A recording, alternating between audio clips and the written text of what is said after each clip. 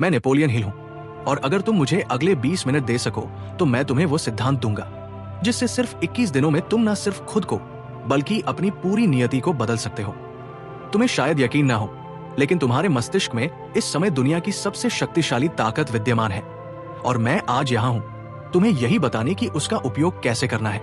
मैंने अपना जीवन इसी रहस्य को समझने और दुनिया के सबसे सफल लोगों से उसे सीखने में बिताया है, और आज मैं तुम्हें वही ज्ञान एक क्लियर 21 दिवसीय योजना के रूप में देने वाला हूँ। तैयार हो जाओ, क्योंकि ये तुम्हारे आरामदायक जीवन के लिए एक चुनौती है। अध्याय 1, तुम्हारा मन ही तुम्हारा सबसे बड़ा उपहार और सबसे बड़ा शत्रु है। सुनो और ध्यान से सुनो। तुम जो कुछ भी हो, जो कुछ भी बनोगे, उसकी शुरुआत तुम्हारे अपने विचारों से होती है। मैंने कहा है और 1000 बार कहूंगा, जो कुछ भी मन प्रतिबिंबित कर सकता है और उस पर विश्वास कर सकता है, उसे प्राप्त भी कर सकता है। ये कोई खोखला आदर्श वाक्य नहीं है, ये वो नियम है जिस पर इस ब्रह्मांड का संचालन होता है। तुम्हारा मन एक उपजाऊ भूमि की तरह है। अगर तुम उसमें डर, संदेह और असफलता के बीज बोओगे तो तुम्हें वही काटने को मिलेगा। लेकिन अगर तुम उसमें आत्मविश्वास, दृढ़ संकल्प और जीत के विचार डालोगे तो तुम्हारी फसल समृद्धि और सफलता की होगी। ये इतना सरल है और इतना गहरा। समस्या ये है कि ज्यादातर लोग अनजाने में ही नकारात्मकता के बीज बोते रहते हैं। मैं नहीं कर सकता, ये मेरे बस का नहीं, मेरे साथ ही ऐसा क्यों होता है, ये वाक्य तुम्हारी मानसिक भूमि को जहर दे रहे हैं। मुझे थॉमस एडिसन का उदाहरण याद है। उसने लगभग 10,000 बार असफल होने के बाद भी अपना प्रयोग नहीं छोड़ा। क्यों? क्योंकि उसके मन में बस एक ही विचार था, मैं एक ऐसा बल्ब बनाऊंगा जो जलेगा। उसकी हर असफलता उसके लिए एक नया सबक थी, एक कदम और आगे। उसने कभी अपने मन को यह कहने की अनुमति नहीं दी कि यह असंभव है। और देखो, आज तुम्हारा पूरा संसार उसी एक अविचार की रोशनी से जगमगा रहा है। अब अपने बारे में सोचो, तुम्हारा आंतरिक संवाद कैसा है? जब तुम सुबह आईने के सामने खड़े होते हो तो तुम खुद से क्या कहते हो? क्या तुम अपनी कमियां गिनते हो या अपनी संभावनाओं को याद दिलाते हो? यही वो बिंदु है जहां से सब कुछ शुरू होता है। तुम्हारा आत्म संवाद तुम्हारे अवचेतन मन के लिए एक आदेश है, और तुम्हारा अवचेतन मन तुम्हारी वास्तविकता को उसी के अनुरूप ढालने लगता है। तो पहला सिद्धांत, पहला पाठ, पहला कदम यही है, अपने विचारों पर अंकुश लगाओ, उनकी निगरानी करो। जैसे कोई बाग का रखवाला हर घुसपैठिए को रोकता है, वैसे ही तुम्हें हर नकारात्मक संदेह भरे विचार को दिमाग में प्रवेश करने से रोकना है। संगीत और उसकी जगह एक स्पष्ट सकारात्मक शक्तिशाली विश्वास लाना है। मैं सक्षम हूं, मैं ये कर सकता हूं। दुनिया में मेरे लिए अवसर मौजूद है। इन्हें बार बार दोहराओ, चिल्लाकर कहो, इन्हें लिखो। संगीत, इन्हें अपना मंत्र बना लो। लेकिन केवल सोचने से कुछ नहीं होगा। विश्वास बिना कर्म के मृत है। इसलिए यहां से हम आगे बढ़ते हैं अगले सिद्धांत पर। अध्याय 2, 21 दिन का अटल नियम। तुम्हारी आदतें तुम्हारी नियति बुनती है। तुम्हें पता है जीवन में सबसे कठिन काम क्या है? एक नई आदत बनाना।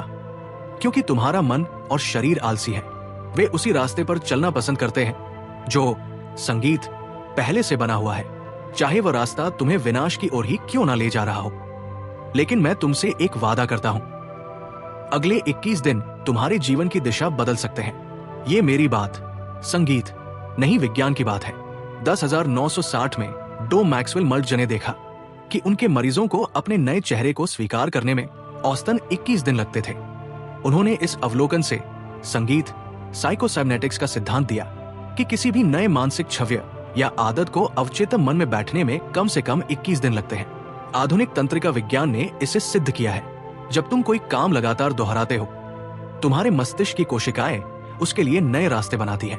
पहले यह रास्ता पगडंडी जैसा होता है, फिर एक कच्चा रास्ता, और 21 दिनों के निरंतर अभ्यास के बाद वो एक पक्की सड़क बन जाता है।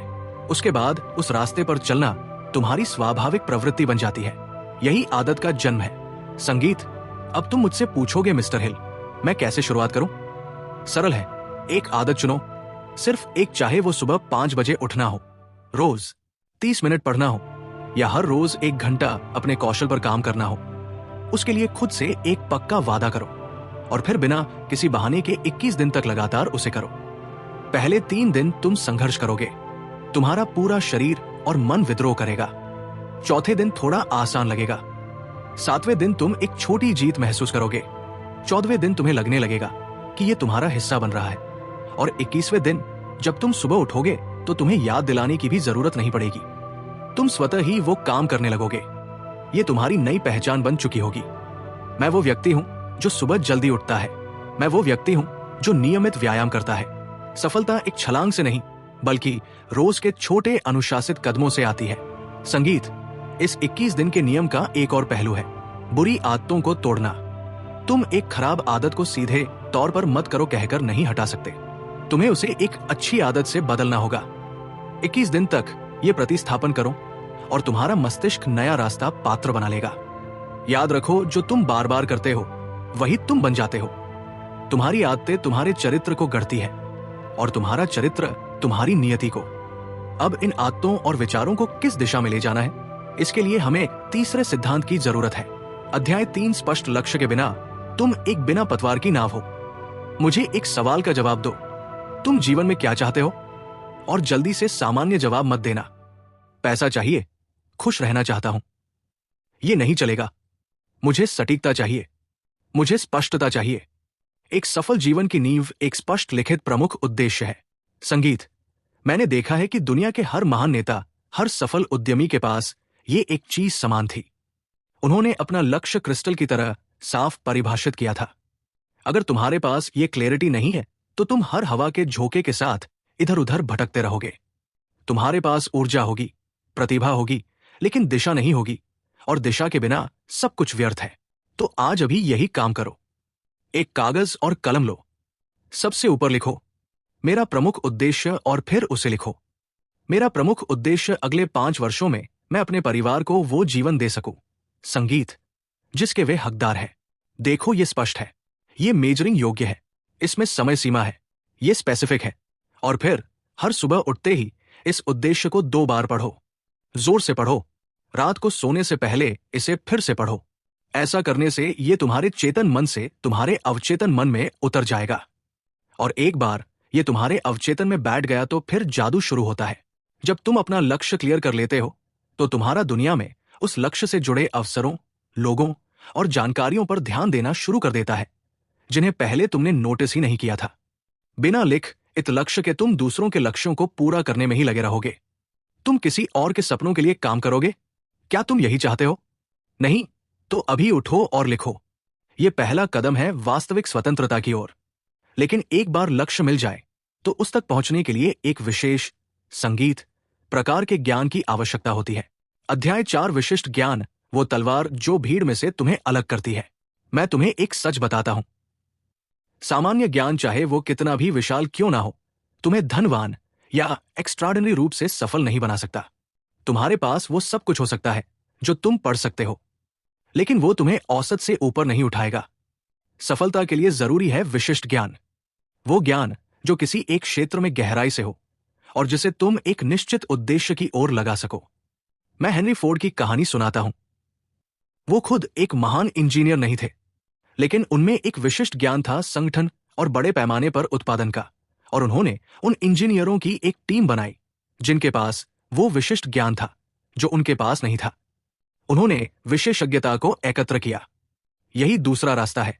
अगर तुम खुद विशेषज्ञ नहीं बनना चाहते तो ऐसे लोगों के साथ जुड़ जाओ जो है, लेकिन तुम्हें पता होना चाहिए कि किसे चुनना है, और ये जानने के लिए भी तुम्हें उस क्षेत्र का बुनियादी विशिष्ट ज्ञान चाहिए।